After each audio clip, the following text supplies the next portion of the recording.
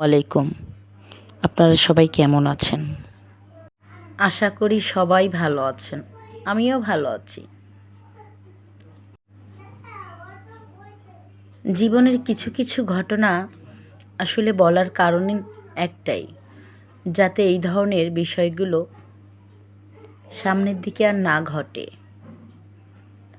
তাই আমার জীবনের করুণ একটি ঘটনা আপনাদের সঙ্গে আমি শেয়ার করছি। যেই গল্পটি কোনো সিনেমা, নাটক সব কিছুকে হার মানায়। আসলে মানুষের জীবনে এই ধরনের ঘটনা যদি না ঘটে তাহলে বোঝা যায় না। এখন মূল কথায় আসি।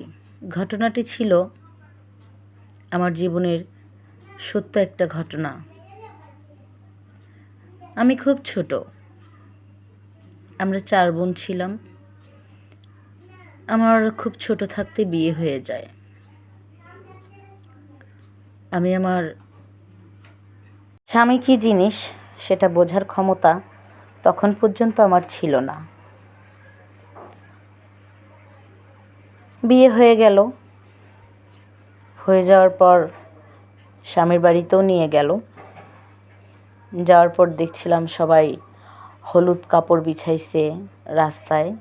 আমাকে পালকি থেকে নামিয়ে একটা আলতার প্লেট দিল। আলতার মধ্যে পা 2টা ডুবায়া, তারপর ওই হলুদ কাপড়ের উপর দিয়ে আমি হেঁটে যাচ্ছিলাম। ঘর পর্যন্ত ছিল রাস্তা থেকে ওই হলুদ কাপড়টি। তারপরে ওই হলুদ কাপড়টাকে উঠিয়ে নিল। উঠিয়ে সেই কাপড়টাকে দেখলাম সুন্দর করে ভাঁজ করলো। করে তারপর ওটা কোথায় রাখছে সে বিষয়টা আমি অবশ্য জানতাম না। সে যাই হোক,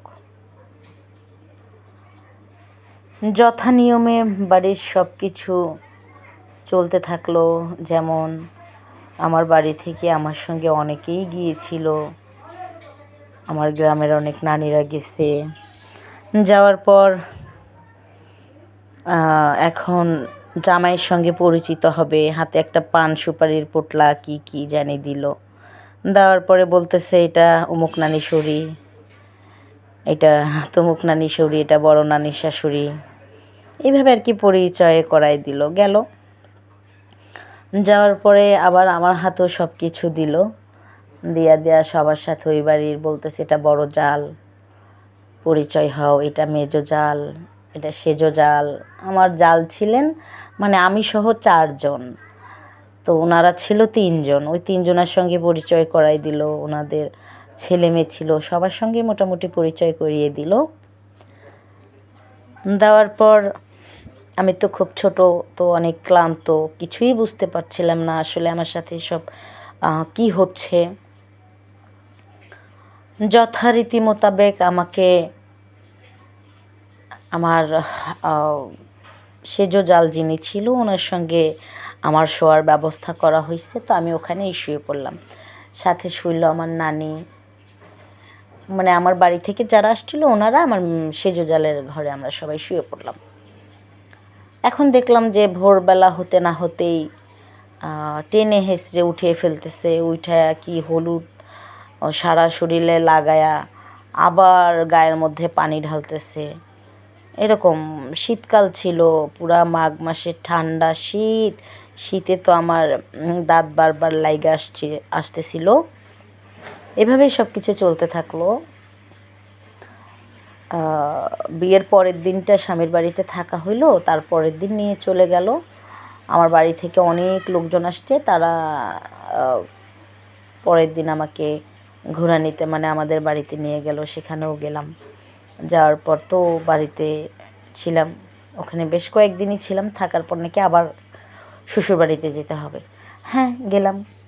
সবাই যে যেভাবে বলছিল সেভাবেই আমি সব কিছুই মোটামুটি পালন করতেছিলাম। কিন্তু আসলেই কী হচ্ছে আমার সাথে এটা বুঝতে পারছিলাম না।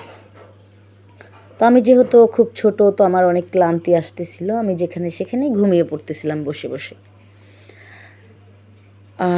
শেষ পর্যন্ত ওদের বাড়িতে আবার গেলাম। যাওয়ার পরে ওই সেজো ভাবির ঘরের মধ্যেই থাকি। আমি খুব ছোট তো, তো আমার স্বামীর বয়স ছিল তখন ৩৬ বৎসর, আর আমার বয়স মাত্র ১০ বছর ছিল। এভাবেই কিছুদিন যাওয়ার পর ১.৫ মাস সেও আমার কাছে আসে না, আমিও কাছে যাওয়া সে কী জিনিস সেটাও তো বুঝি না। এভাবেই ৩ মাস পার হয়ে গেল। যাওয়ার পর আমার বড় ননাস ছিল ওখানে, আমি মানে উনি আমাকে বেড়াতে নিয়ে গেছে, আমার যিনি হাজব্যান্ড ছিল। গেলাম, তো ওই দিন ফার্স্ট আর কি আমার কাছে আসে সে। আসার পরে তো আমি ওনাকে নেওয়ার ক্ষমতা আমার ছিল না, এই বিষয়টা নিয়ে অনেক গণ্ডগোল হয়। হওয়ার পর আমি ওদের চাহিদা পূরণ করতে পারলাম না, কারোই না। যেমন আমাকে রুটি করতে দেওয়া হতো, রান্না করতে দেওয়া হতো। যেহেতু ওটা গ্রাম এলাকা ছিল, তো লার্কির চুলায় অনেক রান্না বাড়া হতো, আমি কিছুই করতে পারতাম না। তো অনেকবার চেষ্টা করতে করতে আমি অনেক হাত পা পুড়াই ফেলতাম, মানে অনেক কিছু হতো আমার সাথে। তখন বিয়ের ৪ মাস চলে মাত্র। তো আমার স্বামী আমার উপরে বিশাল মনক্ষুণ্ণ, কিন্তু স্বামী কি জিনিস এটা না বোঝার কারণে আমার স্বামী আমাকে ওই অবস্থায় রেখে দ্বিতীয় বিয়ে করে নিল। দ্বিতীয় বিয়ে উনি যে করলেন বিষয়টা আমি জানতাম না। জানার পরে মোটামুটি আমার বয়স ১১ বছর পূরণ হয়ে গেল, এভাবেই চলতে থাকলো। তো আমি আমার স্বামীর বাড়ি তো আর থাকলাম না, আমি আমাদের বাড়িতে আসলাম। কারণ আমার স্বামী নিজেও বাড়িতে থাকতেন না, উনি অফিসের কাজে বেশিরভাগই বাইরে থাকতেন, তো মাসে ২-১ বার আসতেন উনি। তো আমি আমার বাবার বাড়িতেই থাকতাম, তো উনি আমাদের এখানে আসলো। আসার পরে ফার্স্ট আমাদের বাড়িটা সেদিন একদমই খালি ছিল।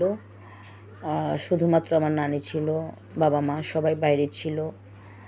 আমার বড় ফুপুর বাড়িতে সবাই বেড়াতে গেছিলো, আমার ৩ বোন ভাই আর মা বাবা সবাই। বাড়ি ফাঁকা ছিল, শুধু নানি ছিল বাড়িতে।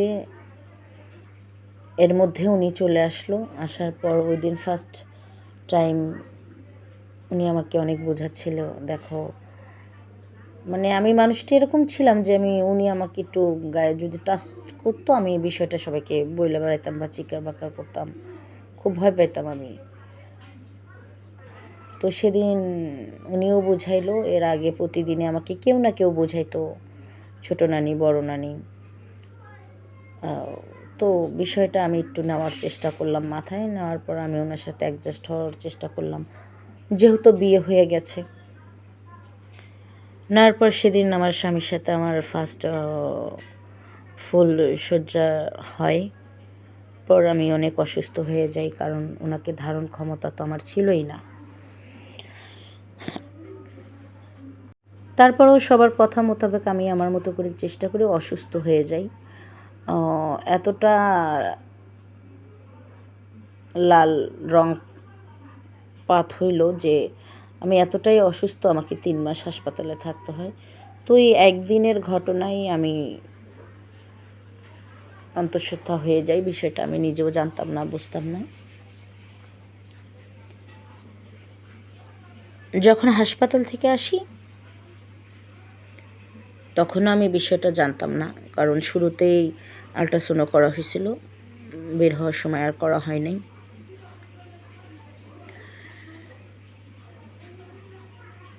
তো এই অবস্থায় মাথা ঘুরে বমি বমি ভাব হয়। তো সবাই বললো তো চেক আপের দরকার। তারপরে আল্ট্রাসাউন্ড করে জানতে পারলাম যে অ্যাকচুয়ালি আমি অন্তঃসত্ত্বা। তো বিষয়টা তো আমার হাজব্যান্ডকে জানানো হইল। জানতে যেয়ে মূল ঘটনা জানা গেল। আমার হাজব্যান্ডের খোঁজ করে দেখে যে উনি শহরে থাকতো, যায় দেখে যে উনি আরেকটা মেয়ের সাথে সংসার করছে। সেই থেকে আমি আমার স্বামীর বাড়ি আর যাইনি, ওনার সাথে আমার ডিভোর্স হয়ে গেছে। আর আমি যে অন্তঃসত্ত্বা ছিলাম, আমার একটি ছেলে হয়েছে। আমার ছেলে আমার সাথেই আছে, এখনও অনেক বড় হয়ে গেছে। তো গল্পটা শেয়ার করার একটাই কারণ, আসলে এত অল্প বয়সে আমার মনে হয় না যে কারো মেয়ে সন্তানদেরকে বিয়ে দেওয়া উচিত। কারণ পুরো ঘটনাটাই ঘটেছে শারীরিক অক্ষমতা আর বুঝ, সংসার কী জিনিস, স্বামী কী জিনিস, এই জিনিসটা না বোঝার কারণে। এই জন্যই গল্পটা আপনাদের সঙ্গে শেয়ার করা। আসলে অল্প বয়সে কেউ, যত গরিব মানুষই হোক না কেন, যতই সংসারে সমস্যা থাকুক না কেন, কেউ কখনো এত অল্প বয়সে না ছেলেকে বিয়ে করাবেন না মেয়েদেরকে বিয়ে দিবেন, এটা ঠিক নয়। কারণ একটা ভুল মানুষের সারা জীবনের কান্না হতে পারে। সবাই ভালো থাকবেন, সুস্থ থাকবেন। আজকে এ পর্যন্তই বিদায় নিচ্ছি। আল্লাহ হাফিজ। আসসালামু আলাইকুম।